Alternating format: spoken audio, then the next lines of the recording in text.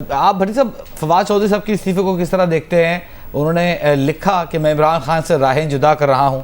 जो कभी राहें जुदा नहीं होंगी कहते थे, वो राहें जुदा करने का ऐलान कर रहे हैं। कितना मुश्किल मामला है ये, मरहला है ये?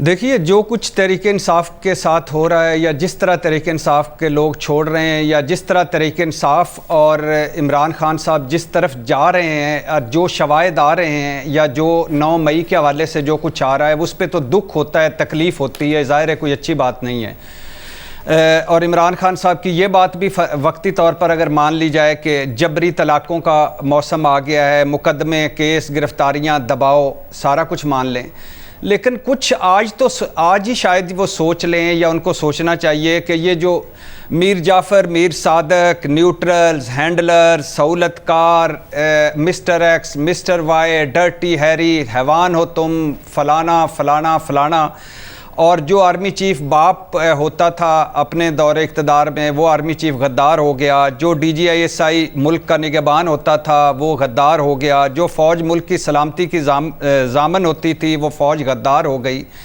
आप इमरान खान साहब मकबूल तरीन हुए अपनी बैड गवर्नेंस, बैड परफॉर्मेंस, या महंगाई, बेरोज़गारी, या जो अपने दौरे इक़्तिदार के आखिरी दिनों में 13 ज़िमनी इंतखाबात हारे, वो अपने KP में वो बल्दियाती इलेक्शन अपने गढ़ और घर में हारे। उसके बाद अल्लाह ने उनको मकबूलियत दी, वो दोबारा मकबूल हुए। जिस तरह वो कौमी असम्बली से निकले, वो भी अब आज लग रहा है कि बलंडर है। जिस तरह वो सूबाई असम्बलियों से निकले, वो भी लग रहा है कि आज, या सूबाई असम्बलियाँ तोड़ी, वो भी लग रहा है कि आज बलंडर साबित हुआ।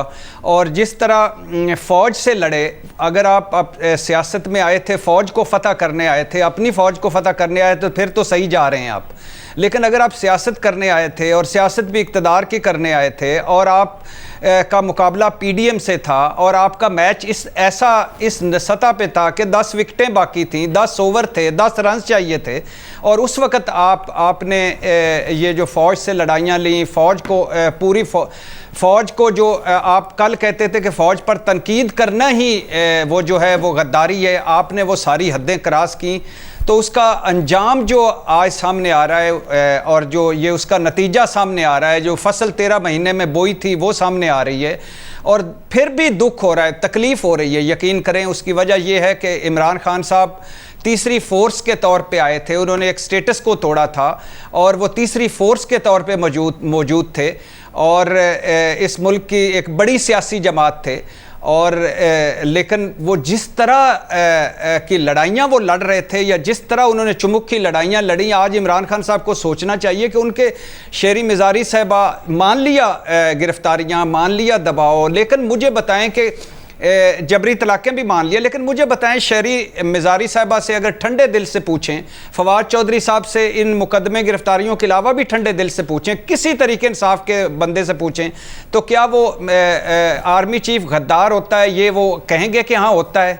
DGISI गद्दार होता है, क्या वो कहेंगे कि हाँ होता है? क्या 9 मई को जो शोदा और जो कोर कमांडर हाउस जो GHQ पे हुआ, क्या वो ऐसा होना चाहिए था? ये नहीं होना चाहिए था। ये शर्मनाक तरीके से हुआ। और फिर जो अब तहकीकात हो रही हैं, जो अब तक शवाहिद आ रहे हैं, जो वो उसके हवाले से तो ख़तरनाक चीज़ें सामने आ रही हैं, जो वो बड़ी अजीब सी हैं। तो 9 मई का बोझ है, 13 महीने का वो बयानिया है, और क़यादत की सर्द मोरी है, और इसके अलावा जो सब इसके अलावा है डायरेक्ट या इनडायरेक्ट इन्वॉल्वमेंट जो है 9 मई और उसके हवाले से है। तो दुख और तकलीफ के मनाज़िर हैं, लेकिन के मनाज़िर हैं। भट्टी साहब बिल्कुल सही कह रहे हैं।